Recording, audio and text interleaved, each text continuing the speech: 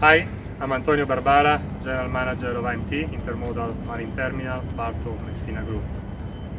We face this period with quite worriness. Nevertheless, we work a lot on our protocol and our procedure in order to keep safe our worker.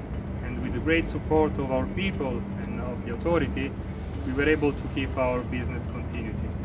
Our job is important, is really important because through this terminal, all the food stuff and all the needs, the primary needs of the people which are living in this area, in the north of Italy, are satisfied.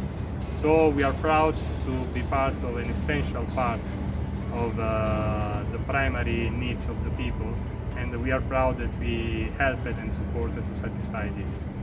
So please keep on supporting Genoa Port, keep on supporting us, and stay safe. Thank you.